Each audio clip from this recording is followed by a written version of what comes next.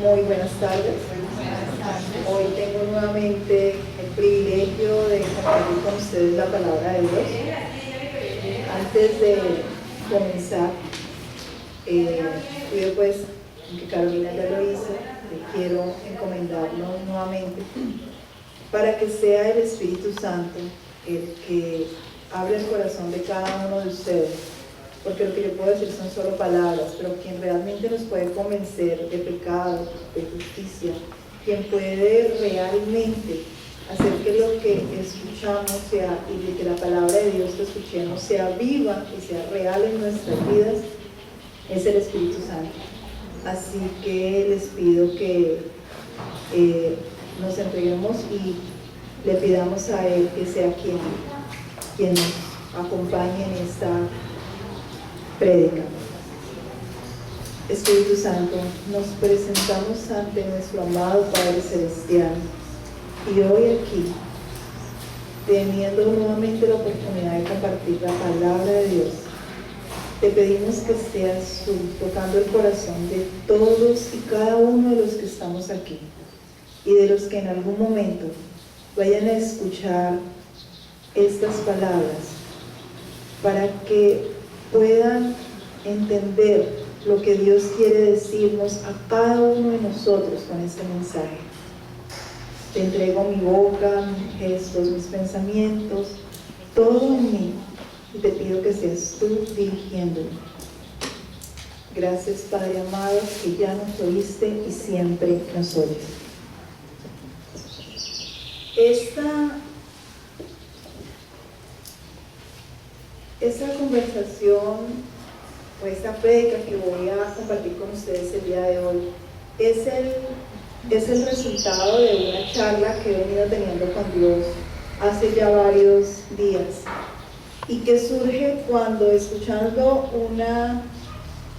una entrevista que le hacen al conferencista César Vidal, encuentro que alguien ha sobrepuesto sobre la entrevista. En la entrevista a César Vidal está explicando que nosotros somos salvos por gracia y no por obras. Entonces alguien sobrepone sobre la entrevista y empieza a controvertirlo diciendo que palabras más, palabras menos, porque es bastante largo, pero palabras más, palabras menos, que si un hombre malvado, perverso, llegase a arrepentirse en el último momento de su vida y dijera que acepta a Cristo, ¿cómo es posible que esa persona sea salva? Y daban, por ejemplo, el ejemplo de Pablo Escobar, y decían, y si él lo hiciese así, y por ejemplo, una de sus víctimas que ha sufrido todos los males que le haya podido haber causado, no se arrepiente nunca, no cree en Cristo, entonces esa persona iría al infierno. Y eso es lo que utilizaban ellos para controvertir, y durante todo el tiempo pues ese fue su argumento. Entonces yo personalmente tenía que contestar, sí, gústenos o no nos guste, estemos de acuerdo o no estemos de acuerdo, si alguien acepta a Jesús independiente como su Señor y Salvador, independiente de la persona que haya sido, de lo pecador que haya sido, de la maldad que haya causado, si esa persona se arrepiente de sus pecados, reconoce lo inmundo de su ser, lo pecaminoso que sea, y reconoce a Jesús como su Señor y Salvador, esa persona será salva. Y las otras, independiente de las buenas obras que haya hecho, de lo bueno que haya sido ante el mundo, si no acepta a Jesús, si no reconoce su necesidad de Jesús, de Dios mismo, si no reconoce su inmundicia, no será salvo. Gústenos o no nos guste, estemos o no de acuerdo. Y en esta conversación recordaba que un ejemplo claro es cuando Jesús está en la cruz y tiene a uno de los ladrones a su lado, y ese ladrón que ante el mundo es condenado y es crucificado,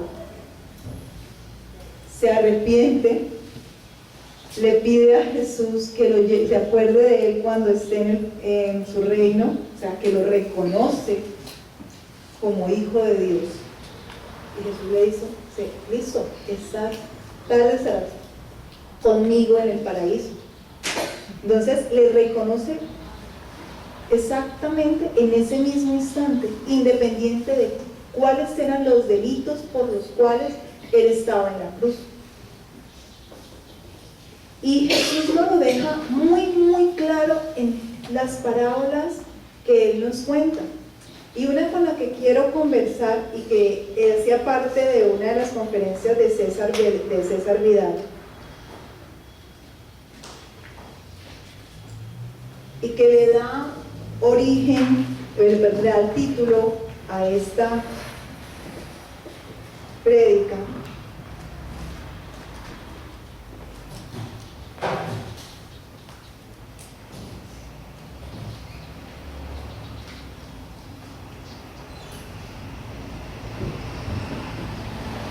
es: algunos que confiaban en sí mismos como justos y menospreciaban a otros. Para los que tengan su Biblia, podemos ubicarnos en Lucas 18, del 9 al 14. Y es la parábola que todos conocemos como el fariseo y el publicano, y que para otros, en otras versiones, es el fariseo y el recaudador de impuestos. Les pido que la leamos y que nos confrontemos mientras la leemos. Y dice: a unos que confiaban en sí mismos como justos y menospreciaban a los otros, dijo también esta parábola. Dos hombres subieron al templo a orar. Uno era fariseo y el otro publicano. El fariseo, puesto en pie, oraba consigo mismo de esta manera: Dios, te doy gracias porque no soy como los otros hombres, ladrones, injustos, adúlteros, ni aún como este publicano. Ayuno 2 veces a la semana, doy diezmo de todo lo que gano. Mas el publicano, estando lejos, no quería ni aún alzar los ojos al cielo, sino que golpeaba el pecho diciendo: Dios, sé propicio a mi pecador. Os digo que éste descendió a su casa justificado antes que el otro, porque cualquiera que se enaltece será humillado, y el que se humilla será enaltecido. Hasta allí. Si observamos a quién dirige Jesús esta parábola, nos lo dice exactamente el título. ¿A quién dirige Jesús esta parábola? A algunos que confiaban en sí mismos como justos y menospreciaban a otros. A ellos está dirigido. Pero también muchas veces nosotros cometemos eso. Muchas veces nosotros mismos nos vemos a nosotros como justos y observamos a otros como más pecadores que nosotros. Y aquí Jesús, de una forma magistral, como él hace todas sus parábolas, su palabra, nos pone en contraposición a dos personajes. Uno, el fariseo; otro, el publicano. El fariseo representa a lo que se podía llamar como un hombre bueno. La secta de los fariseos son un grupo de personas que incluso más adelante, ahorita se los voy a leer, incluso no lo una vez. No se alcanza a ver bien.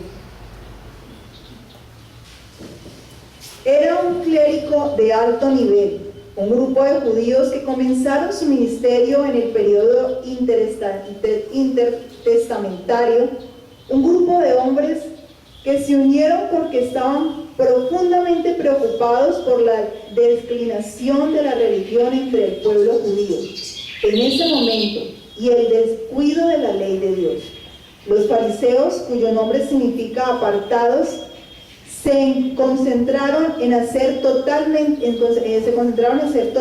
dedicados a guardar la ley de Dios, en un esfuerzo para restaurar la justicia de Dios en la tierra y la devoción al pueblo. Lo que sucedió fue que en ese esfuerzo por cumplir la ley, terminaron sintiéndose muy orgullosos de sí mismos y empezaron a apartarse de todos aquellos que consideraban impuros y terminaron solo comparándose con los otros y haciendo de la ley no aquella que nos refleja, como nos dice Pablo, refleja nuestra imposibilidad de parecernos, de cumplir la santidad y la perfección de Dios y que nos obligaría a llegar a Cristo, sino que empezaron a ver la ley como algo con que se enorgullecían porque ellos se comparaban con los otros hombres que no la cumplían y por consiguiente ante eso ellos se levantaban mucho mejor.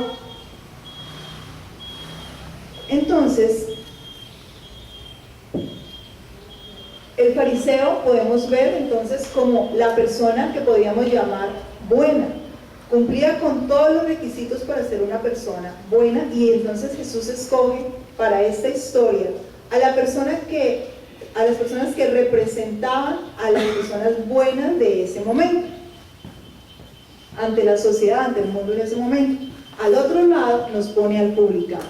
El publicano en muchas versiones considerado el recaudador de impuestos, porque eran los que se dedicaban a recaudar el impuesto para el Imperio Romano, y muchísimas veces ellos cobraban más de lo que debían. Ellos eran los opresores en cierta manera para el pueblo, porque los obligaban a pagar más que lo que debían, eran vistos como unos traidores, ya que permitieran que los usaban para que recaudaran los impuestos. Según en un diccionario bíblico que consulté, en muchas ocasiones contrataban a personas para que obligaran a la gente a pagar sus impuestos. Entonces podríamos decir que eran una especie como de chantajistas que obligaban. Entonces por eso eran muy mal vistos por el pueblo y eran considerados de lo más pecador que podía haber. Entonces Jesús aquí nos pone dos extremos, nos pone al fariseo que cumpliría con toda la ley, y nos pone en el otro extremo al publicano, el pecador. Y luego mire que nos dice Jesús: dos hombres subieron al templo a orar, uno era fariseo y el otro era publicano. ¿A qué fueron al templo? A orar. Ahora nos va a decir Jesús cuál es la actitud de cada uno de ellos. El uno, el fariseo, estaba puesto en pie, oraba consigo mismo de esta manera: Dios, te doy gracias porque no soy como los otros hombres, ladrones, injustos, adúlteros, ni aún como este publicano. Observemos con quién oraba él. Aquí dice que él oraba con Dios. ¿Qué dice? ¿Con quién oraba él? Consigo mismo. O sea, alábate César, se alababa a sí mismo. Él ante sí mismo, él se veía ya perfecto, porque él se comparaba con los demás pecadores y por consiguiente él se veía perfecto a sí mismo.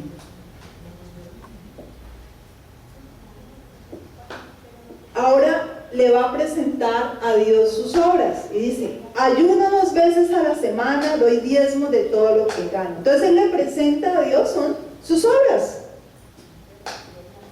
porque la ley judía no pedía que se ayunara 2 veces a la semana, pedía que se ayunara en determinadas fiestas, en determinadas celebraciones, fechas, no 2 veces a la semana. O sea que él va más allá de lo que pide la ley. Entonces tenemos a una persona que no es adúltera, que no es mentirosa, que da su diezmo de todo lo que gana, va mucho más de lo que la ley le pide. Este hombre no sentía necesidad de Cristo, puesto que sus propias obras lo consideraba él eran suficientes para ser justificado. Dios terminaba debiéndole a ellos. Miren cómo Jesús nos dice cómo es la posición de él para orar. El fariseo puesto en pie, no estoy diciendo que orar de pie esté malo, sino que miren la posición con la que Jesús nos dibuja a este hombre frente a la posición con la que Jesús nos dibuja al publicano. Vemos en el versículo 13, mas el publicano, estando lejos, no quería ni aún alzar los ojos al cielo. Miren la diferencia que nos hace Jesús, incluso en la actitud. El uno está parado, orgulloso de quién es, de lo bueno que es, de que él cumple con todos los ritos, con todas las normas, y el otro lo muestra a Jesús humillado, sintiéndose tan impuro, sintiéndose tan pecador, que no merece entrar siquiera en la presencia de Dios. Dice, desde lejos,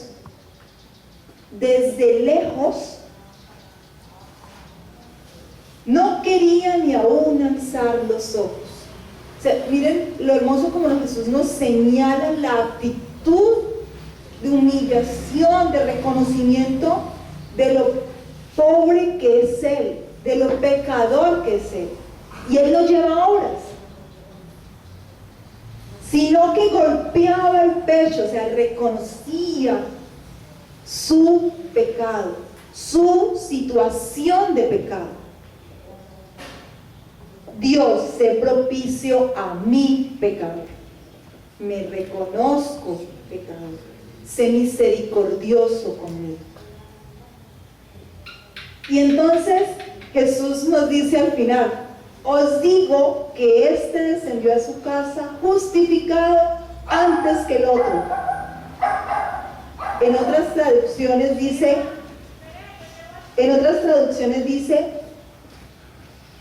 les digo que este y no aquel volvió a su casa justificado ante Dios. Y según César Vidal, que estudia el griego, dice que la traducción más exacta es que el otro no fue justificado.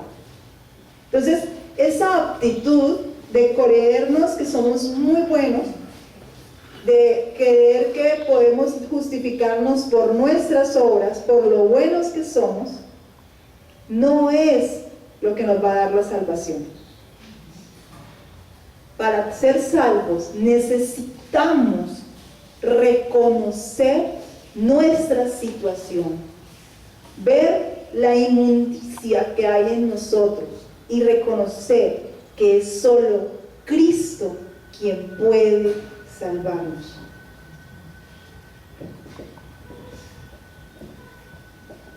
Y concluye Jesús diciendo, porque cualquiera que se enaltece será humillado, y el que se humilla será enaltecido. Entonces, creo que esta parábola es bastante clara al dar respuesta a la pregunta y a la crítica que hacía esta persona cuando César Vidal decía que somos salvos por gracia y no por obras. Y sí, gústenos o no nos guste, si el pecador, por más pecador que sea, se arrepiente, será salvo. Y el más bueno, entre comillas, de este planeta, si no acepta su necesidad de Dios, si no reconoce su pecado, si no reconoce su incapacidad de cumplir los parámetros y la perfección y la pureza de Dios, y que por esa perfección y esa pureza de Dios nuestros pequeños pecados, incluso esas mentiras piadosas, nos hacen incapaz de llegar a ser salvos. Este hombre cumplía todas las reglas, pero tenía una que le impedía llegar: el orgullo. Él estaba orgulloso de sí mismo y por eso menospreciaba a los otros, no podía tener amor por los demás. Y eso le impedía poder llegar a ser salvo, porque solo se es salvo reconociendo nuestra necesidad de Cristo. Y esto lo volvemos y lo vemos en otra narración que se nos hace en Lucas, capítulo 18, del 18 al 36, que nosotros conocemos como el joven rico. Creo que todos los que estamos aquí la hemos escuchado. Quiero leerla rápidamente, quiero que me acompañen a la lectura y quiero que tengan en cuenta las partes que están resaltadas. Un hombre principal le preguntó, diciendo: Maestro bueno, ¿qué haré para heredar la vida eterna? Jesús le dijo: ¿por qué me llamas bueno? Ninguno hay bueno, sino solo Dios. Le pregunta: ¿los mandamientos sabes? No adulteras, no matarás, no hurtarás, no dirás falso testimonio, honrarás a tu padre y a tu madre. Él dijo: todo esto he guardado desde mi juventud. Jesús, oyendo esto, le dijo: aún te falta una cosa. Vende todo lo que tienes y dalo a los pobres, y tendrás tesoros en el cielo, y ven, sígueme. Entonces él, oyendo esto, se puso muy triste porque era muy rico. Al ver Jesús que se había entristecido mucho, dijo: cuán difícil entrarán en el reino de Dios los que tienen riquezas. Porque es más fácil para un camello pasar un camello por el ojo de una aguja que entrar un rico en el reino de Dios. Y los que oyeron esto dijeron: ¿quién pues puede ser salvo? Él les dijo: lo que es imposible para los hombres es posible para Dios.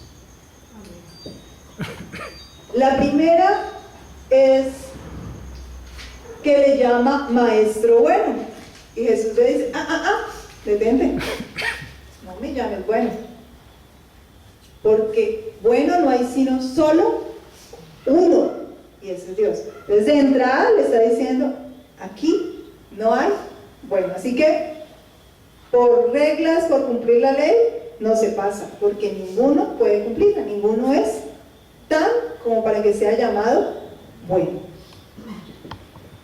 ¿Y qué le pregunta al joven? ¿Qué haré para heredar la vida eterna? Él le cuenta que cumple toda la ley, toda. Incluso muchos de aquí, incluyéndome, no la cumplimos, pero el joven sí la cumplió. Y entonces Jesús le dice: bueno, listo, cumples toda la ley. Bien, aún te falta una cosa. Vende todo lo que tienes y dalo a los pobres y tendrás tesoros en el cielo. Desprendimiento, amor por Dios, ser capaz de seguirlo, misericordia con los necesitados. Eso le faltaba. Entonces, ante esta situación, uno de los que están observando allí esto llega y dice: bueno, parémoslo aquí. Si este hombre que cumple toda la ley, que la cumple desde su juventud, no puede ser salvo, entonces ¿quién? Y Jesús le contesta: lo que es imposible para los hombres. Que para nosotros, entonces Jesús nos está dejando claro, es posible para nosotros ser salvos, heredar la vida eterna. ¿Es posible en nuestras fuerzas heredar la vida eterna? Creo que Jesús es más que claro. Lo que es imposible para los hombres, para nosotros, en nuestras fuerzas, es imposible. Es posible para Dios. Dios lo hizo posible. ¿Cómo hizo Dios posible que pudiéramos heredar la vida eterna? A través de su Hijo Jesús. Jesús vino a este mundo, se hizo hombre, recibió toda la humillación, todo el maltrato, solo por nosotros y así hizo que lo imposible fuera posible. Entonces, es por eso que Jesús le dice, es imposible para los hombres, es posible solo para Dios. Entonces nos debe quedar claro que la salvación es solo por misericordia de Dios y que nosotros en nuestras fuerzas jamás podremos llegar a esa pureza y a esa perfección de Dios.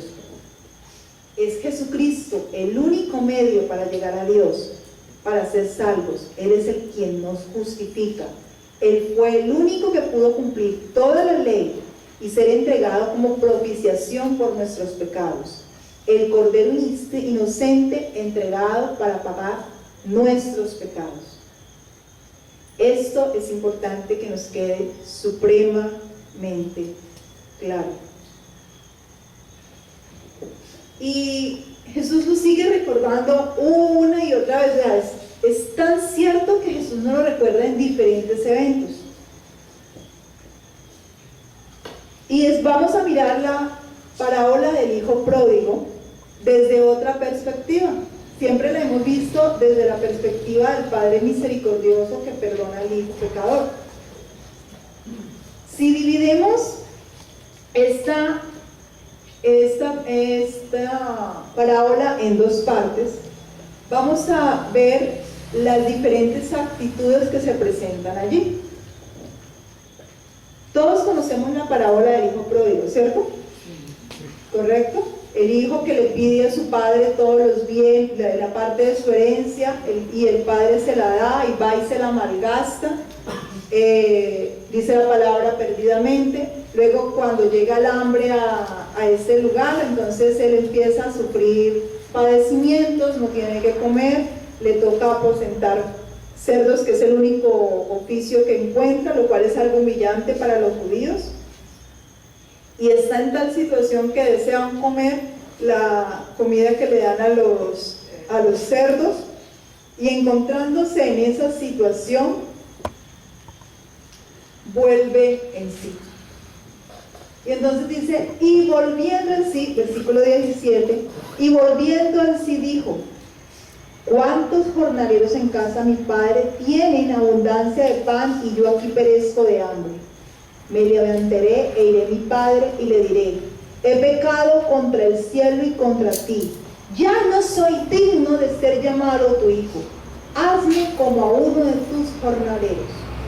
Aquí la actitud de este joven es, la embarré a lo sumo, yo soy un pecador, volveré humillado de mi padre, que es un hombre bueno y misericordioso, y no voy a ir reclamando que soy su hijo, porque ya no lo merezco, ya no merezco ser llamado hijo de él, lo que he hecho no tiene perdón.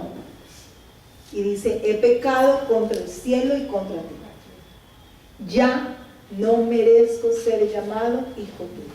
O sea, he perdido todo privilegio. Por tu bondad y por tu misericordia, trátame como a uno de tus jornaleros. Esa es la actitud del hijo, el reconocimiento de sí, de que es un pecador. Se ha humillado a sí mismo. La actitud del padre.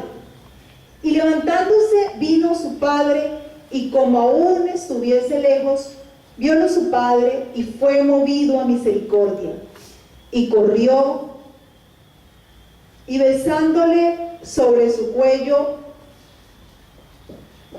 me perdonan pero alcanzo a la de ver aquí, y besándoles, mas el padre dijo a sus siervos, sacad el principal vestido y vestidle, y ponedle un anillo en su mano y zapatos a sus pies, traedle el becerro grueso y matadlo, y comamos y hagamos fiesta, porque este mi hijo muerto era y ha revivido, habiese perdido y es hallado, y comenzaron a regocijarse. Aquí vemos la misericordia del Padre, y esta ha sido una razón de muchas prédicas cuando nos muestran que siempre que vemos esta parábola, la misericordia del Padre, cómo Dios se alegra cuando un pecador se arrepiente, cómo está dispuesto a amarnos, cómo está dispuesto a recibirnos, cómo está dispuesto a llamarnos sus hijos. Ahora vamos a ver en contraposición a estas dos actitudes, la del hijo, la del otro hijo, la del hijo que se quedó, la del hijo bueno. Y su hijo, el mayor, estaba en el campo, el cual, como vino y llegó cerca de la casa, oyó la sinfonía y la danza, y llamando a unos de los criados, preguntales qué es todo aquello, y él le dijo: tu hermano ha venido y tu padre ha matado el becerro grueso por haberle recibido salvo. Entonces se enojó y no quería entrar. Salió por tanto su padre y le rogara que entrase. ¿Cuál fue la actitud de este joven? Se enojó. Se enojó porque su padre había hecho misericordia con su hermano. ¿Por qué se enojó? Porque él se consideraba mejor que su hermano. Él no sentía amor por el hermano que se había perdido. Él no le importaba lo que a ese hermano le pasara. A él no le interesaba si estaba pasando hambre, si lo habían matado. Lo que pasara con él no le importaba. No había amor en su corazón por él. Y entonces por eso se enoja y no puede compartir con su padre la alegría de su padre por este hijo que ha sido recuperado. En tanto que sí le restrega a su padre sus obras. Entonces él le dice a su padre: bueno, yo que sí te he obedecido en todo lo que me pides, yo que sí hago todo, yo que me quedo aquí trabajando contigo, yo que sí me quedé luchando contigo y sacando adelante esta empresa, esta tierra, a mí no me dan ni siquiera un becerro chiquito para que me la goce con mis amigos, y a este que se gastó tus bienes con rameras, quién sabe cómo, entonces a este sí lo vas a felicitar, le matas el becerro más gordo, lo vienes y lo atiendes, le haces una fiesta. Y entonces el padre le dice: es que yo consideraba que él estaba muerto y para mí ha resucitado.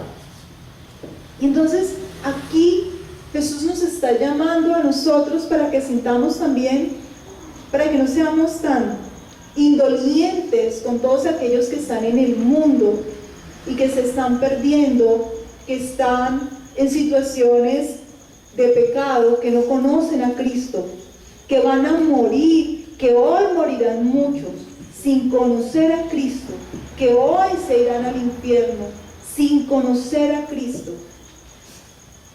Y nosotros en nuestra indolencia no nos importa, y es que mi quiere, yo me he portado bien, Señor, yo he hecho lo bueno, yo no robo, yo no mato, yo cumplo la ley, yo diezmo, yo hago, mira mis obras, yo creo que tú eres nuestro Señor y Salvador, yo ya soy salvo, a mí dame, pero a mí no me importa los que se están perdiendo, a mí ellos no me duelen, pero a Dios sí le duele. Dios está, como nos lo muestra en esta parábola, parado, pendiente de aquellos que estén dispuestos a llegar a Él. Dios está moviendo el mundo, a las personas, a sus ángeles, todo, para que más almas lleguen a Cristo, para que más almas se salven. Pero nosotros no estamos cumpliendo con nuestra misión. ¿Cuál es nuestra misión? Buscar más almas para Cristo, traer más almas para Cristo. Esa es nuestra misión, porque realmente no nos está doliendo, no nos importa realmente. Y nos lo dice en Lucas 15: os digo que así habrá más gozo en el cielo por un pecador que se arrepiente que por 99 justos que no necesitan de arrepentimiento. Más gozo, o sea que cada vez que una persona se salva, vamos a ver una sonrisa de Dios en sus labios. Si nosotros amamos realmente a Dios, como decimos que le amamos, de boca decimos que le amamos, nos alegraríamos con lo que a Él le alegra. Nos gozaríamos con lo que Él se goza. ¿Estamos haciendo eso? ¿Realmente estamos haciendo eso? ¿O nuestra actitud es como el hermano que se enoja porque, a ver, ¿a quién no le ha pasado que está pasando por una situación difícil en salud, en finanzas, en la razón que sea, en la situación que sea de su vida, y ve a aquel otro que es un pecador para nosotros, porque nosotros somos buenos y él es un pecador, y a ese pecador que anda en rumbas, que anda en farra, que le va muy bien, que tiene un excelente hogar, unos maravillosos hijos, y ese es un berraco pecador, y uno que sí es bueno, uno que sí cumple la ley, unos que sí viene a la congregación, así sea para quedarse dormido, pero viene a la congregación. Entonces, a mí no me va tan bien. Entonces me enojo. Cuando mi actitud debería ser ¿cuál? ¿Cuál debería ser mi actitud? ¿Quién me dice cuál debería ser mi actitud? ¿Qué esperaría Jesús que fuera mi actitud frente a esa persona que no conoce de Cristo? Intentar hablarle de Cristo. Pero pongámosle una más.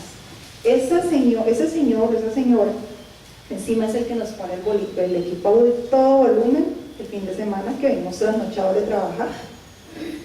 Encima es el que cuadra el carro en el lugar donde uno va a salir y no puede salir. Y encima es un grosero, pero le va súper, pero encima es un grosero. ¿Usted le va a querer llevar la palabra? No, yo se la llevo mejor a otro, pero a ese no, que se salve otro, ese no, pero hay que forzar a la carne, hay que llevársela, hay que sentir amor y misericordia por ese que nos dañó el carro, por ese odioso, por ese. Y es que lo que Jesús nos está pidiendo, por ese.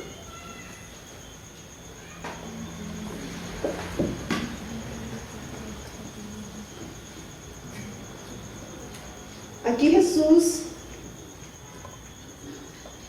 en otra parábola que también ustedes conocen muy bien, vuelve y nos muestra la indolencia de nuestros corazones. O sea, más difícil. Y te aseguro que puedo quedarme aquí toda la noche y les seguiré mostrando unas tantas. La parábola de los obreros de la viña, ¿la recuerdan? ¿Cierto? Es la parábola donde porque pues nos demoramos de ellos, entonces voy a resumirlo un poco. Es la parábola en la que un padre de familia va a la ciudad, busca unos obreros, cuadra con ellos un salario, les dice vengan, primero a la mañana empiezan a trabajar, ellos van a trabajar, luego al rato va y busca a otros, luego al rato va y busca a otros, y luego al rato va y vuelve. Y al final le dice a su mayordomo, hágame el favor, págueles, empiece por los últimos que llegaron, que no han trabajado sino como 1 o 2 horitas, empiece pagándoles a ellos y termine con los que empezaron en la mañana. Entonces empieza y les empieza pagando los 5 denarios que les había prometido a los primeros. Entonces los que están adelante dicen, ay, si a esto le está pagando 5, a nosotros que hemos trabajado todo el día, nos va a pagar más. Cuando llegan ahora, les paga lo mismo. Entonces, al ver, versículo 16, al ver también los primeros pensaron que habían a recibir más, pero también ellos recibieron cada uno un denario. Y al recibirlo murmuraron contra el padre de familia, diciendo, estos postreros han trabajado 1 sola hora y les ha hecho igual a nosotros que hemos soportado la carga y el calor del día. Y él padre de familia que los ha contratado les dice, y bueno, ¿y ustedes por qué? Es mi plata, yo hago con mi plata lo que quiero. Si yo quiero hacer misericordia con ellos, hago misericordia con ellos. O tienen envidia porque soy bueno. Ahora, eso a nosotros nos parecería injusto en nuestra carne, pero resulta que esas personas muy seguramente no tienen la misma necesidad de ellos de llevar dinero a su casa, tienen la misma necesidad de ellos de poder comprar alimento para sus hijos, de pagar la renta, de pagar unas obligaciones, y ese denario que les pagó ese hombre les permite hacerlo. Y puede que ellos no hayan podido empezar a trabajar antes, o porque fueron muy perezosos y no madrugaron como los primeros, o porque por X o Y motivo no pudieron llegar y no los contrataron antes. Pero esa misericordia de ese hombre que los contrató, ese padre de familia, les va a permitir llevar un bocado por casa. Si el corazón de estos obreros que fueron contratados a primera hora fuera un corazón como el que Dios nos pide que tengamos, se alegrarían porque ellos, al igual que ellos, van a poder llevar dinero a sus casas para cumplir sus obligaciones. Sentirían gozo porque los hijos de estos que llegaron de últimos, al igual que los propios, van a poder tener comida en la mesa. Les importaría lo que les pasa y lo que necesitan esos otros, porque si están trabajando no es porque les parezca divertido, es porque lo necesitaban. Allí nos llama Jesús. Y es por eso que en Mateo 21:31 Jesús nos dice, ¿cuál de los dos hizo la voluntad de su Padre? Dijeron ellos, el primero, Jesús les dijo, entonces, de cierto os digo que los publicanos y las rameras van delante de vosotras al reino de Dios. ¿Por qué creen que Jesús dijo eso? ¿Quién se atreve a decirme por qué creen que Jesús dijo eso? Porque ellos estaban más arrepentidos y tenían unos posibilidades de maldición. Exacto. Porque mientras más Dios tiene que perdonarme, más agradecido estoy con Dios. Así que no me puedo enorgullecer de lo bueno que soy porque estoy abajo. Y normalmente esas personas que fueron perdonadas de sus muchos pecados, cuando se sienten perdonadas y cuando se dan cuenta de la salvación que Jesús les ha dado, cuando son conscientes de eso por la misericordia de Dios, porque el Espíritu Santo les ha convencido de pecado, entonces están supremamente agradecidos con Dios, porque al que mucho se le perdona, mucho tiene por agradecer. Pero a los que se les ha perdonado poco porque se consideran que son buenos, pues les es muy difícil. Yo sé que muchos hemos escuchado esta frase, no, cuando usted va a tratar de llevarle la palabra de Dios a alguien, ¿ustedes han escuchado esta frase? Ay, pero pues yo cómo voy a ir al infierno si yo soy bueno, pues yo no mato, yo no robo, yo no le hago daño a nadie, Dios no me va a mandar a mí al infierno. Y ustedes ven en las películas que todos van para el cielo, todos los que se van de entrada son buenos ante los ojos de Dios, no importa si no conocían de Cristo, si no lo aceptaron, todos van para el cielo, no las películas. Porque todos partimos que si somos realmente buenos, pues porque somos buenos. Y Jesús nos dijo claramente, en nuestras fuerzas es imposible ser salvo, gústele al que le guste. Solo a través de Cristo podemos llegar a tener la salvación. Yo soy el camino, la verdad y la vida. Nadie llega al Padre sino a través mío. ¿Qué le hacemos? Es la regla. Entonces, aquí podríamos decir, ¿quién me dice a qué conclusiones han podido llegar hasta el momento? ¿No? Entonces, continuemos. Aquí les voy a nombrar algunos de los grandes pecadores, de los horribles pecadores se han presentado en este mundo. O sea, ¿conocen a Nicky Cruz? El de la película La Cruz y el Puñal. Bueno, Nicky Cruz era un pandillero, asesino, el terror de las pandillas. Un día conoce a Cristo porque un hombre que Dios movió desde el otro lado del país se lo presenta. No le fue sencillo, pero el Espíritu Santo en un momento hermoso. Les recomiendo que busquen el libro La Cruz y el Puñal. Se los presenta, le presenta a Cristo, él acepta a Jesús y les resumo, empieza su proceso de santificación y Dios lo transforma de una manera que ha llevado miles y miles de personas a Cristo. Les sirve, ha llevado la palabra a las cárceles, a las pandillas, ha buscado rescatar a los niños de la ciudad que se encuentran en su situación vulnerable para que no lleguen allá. Seguimos. Ustedes han leído el libro El Progreso del Peregrino. Bueno, es uno de los libros más vendidos en el mundo después de la Biblia. Es de Juan Bunyan. Y él viene de ser un gran pecador. Incluso uno de sus libros también muy buenos, que es su autobiografía, dice: gracia abundante al peor de los pecadores. Él reconoce que antes de conocer a Cristo era de lo peorcito, y es un hombre que ha llevado y llevó la cantidad de personas que ustedes no se imaginan a los pies de Cristo. Aún hoy su libro sigue siendo un libro maravilloso, que muestra el progreso que vamos pasando, y que a través de una hermosa historia, el progreso que se va pasando para llegar a reconocernos como pecadores y llegar a los pies de Cristo y recibir la salvación.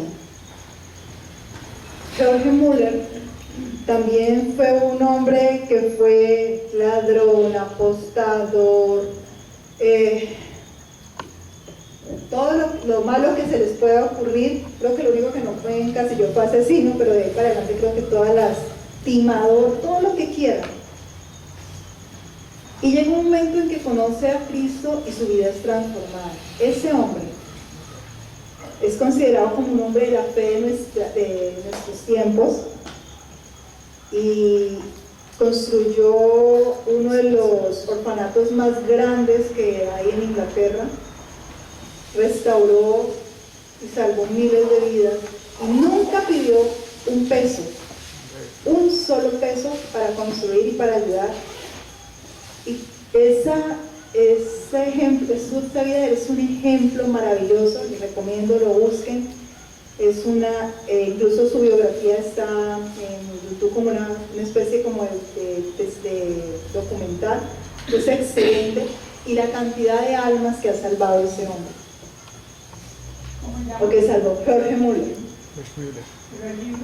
No, puedes buscar la biografía de George Muller y encuentras toda la biografía del ejemplo de vida de él.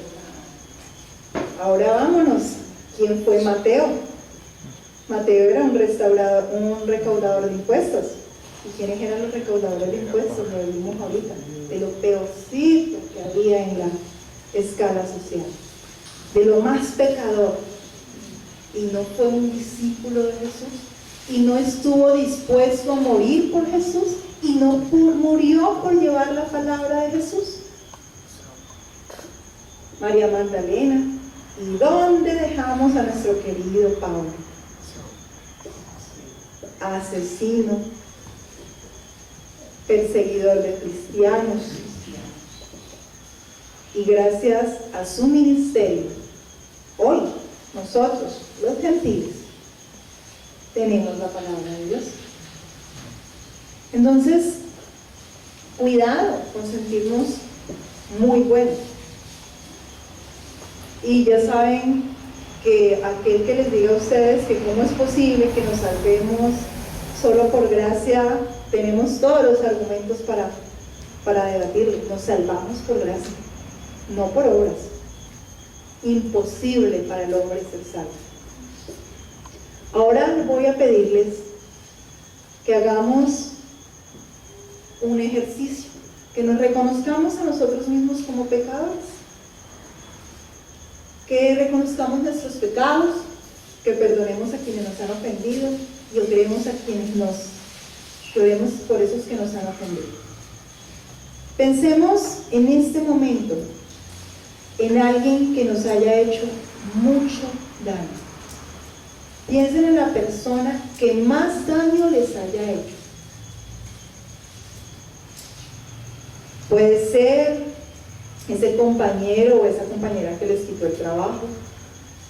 Puede ser la mujer que les quitó el esposo o el hombre que les quitó a su esposa, o que estuvo a punto de hacerlo, que les hizo pasar el momento más amargo de sus vidas.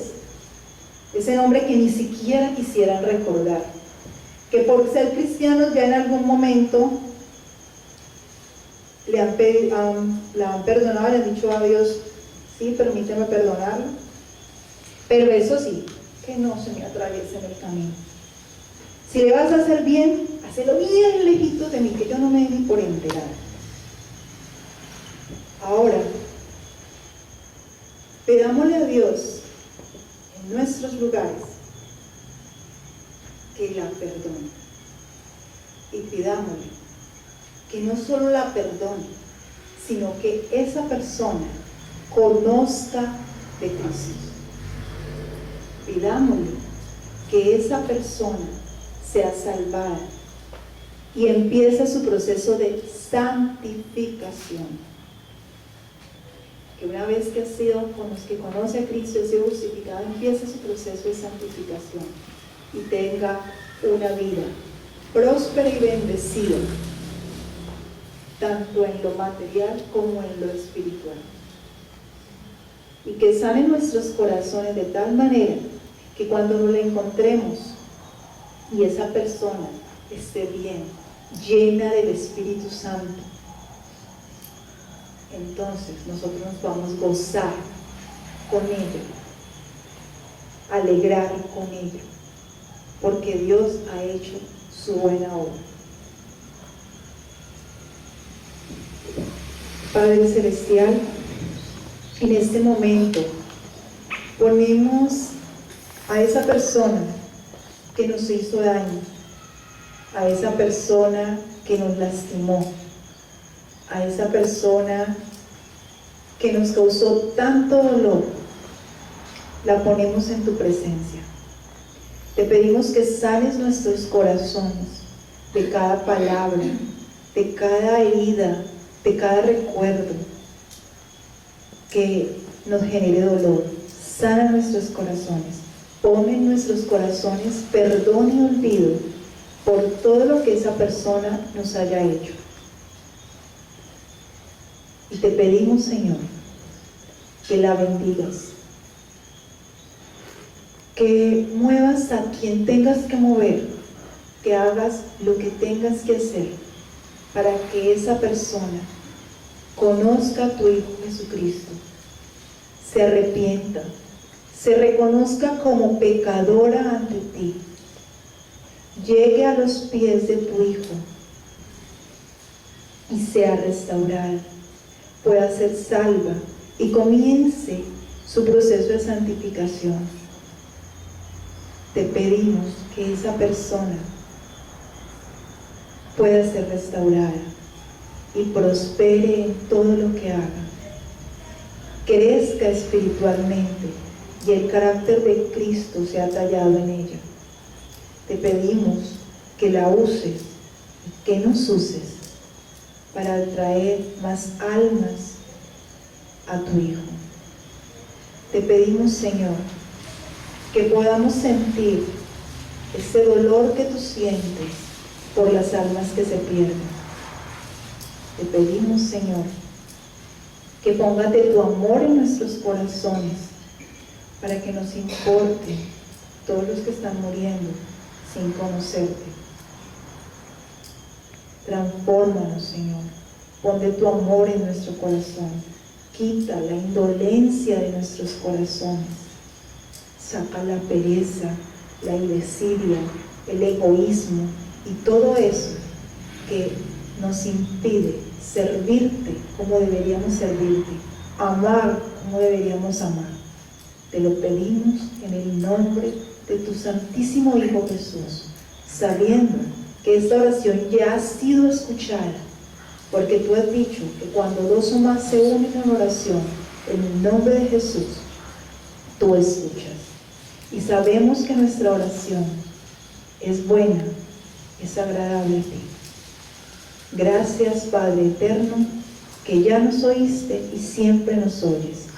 Permítenos que lleguemos todos y cada uno de los que estamos aquí a casa, bien con nuestros familiares, con nuestros amigos, y que cada día nuestra comunión contigo sea mayor. Amén.